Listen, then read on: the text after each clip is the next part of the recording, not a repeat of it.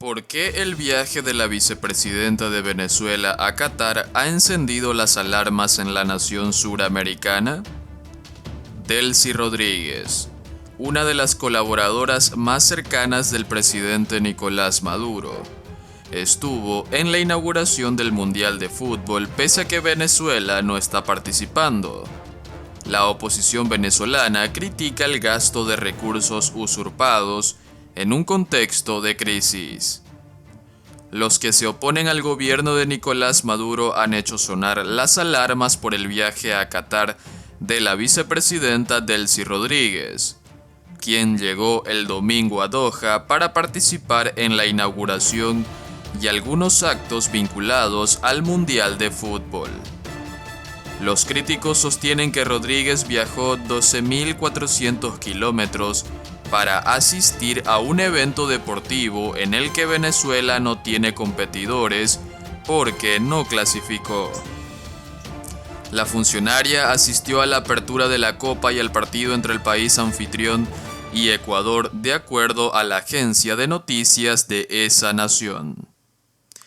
Viajó con una delegación cuyos integrantes no fueron revelados y la recibió en el aeropuerto el canciller del país organizador y el embajador ante esa nación, Carlos Mata Figueroa, un general retirado que fungió en el pasado como ministro de Defensa y comandante del ejército venezolano.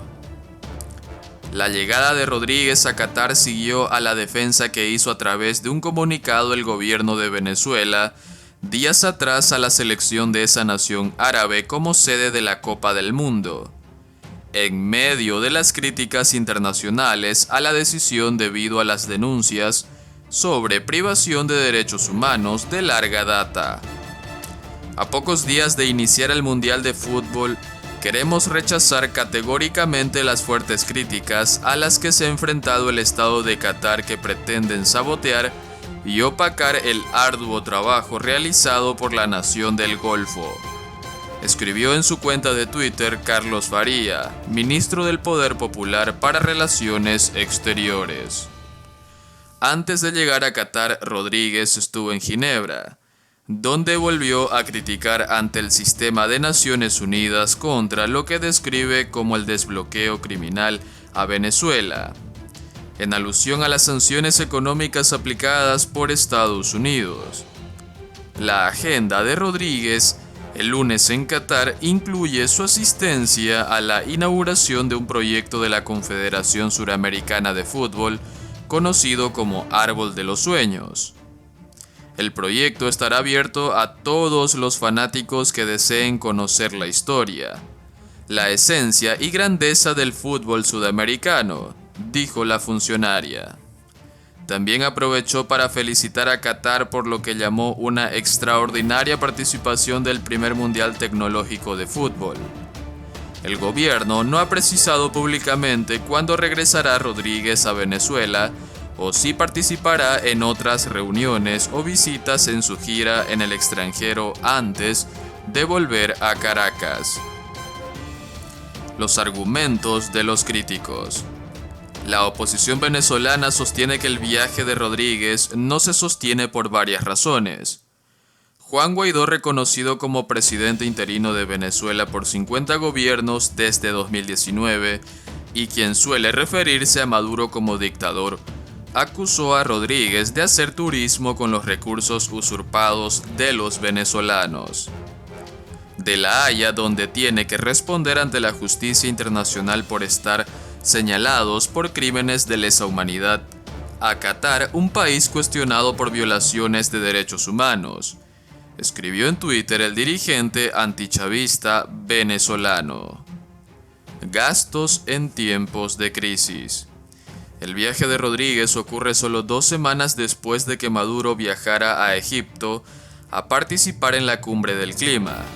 Recuerda Olivia Lozano, diputada líder de la Comisión de Política Exterior del Parlamento de 2015, que el chavismo desconoce como institución.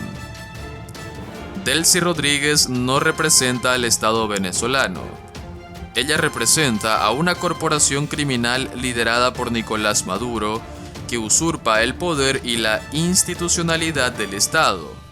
Así como Maduro no debió estar en la cumbre del clima en Egipto, ella tampoco debió ir a Qatar, comentó la legisladora venezolana en conversación con La Voz de América.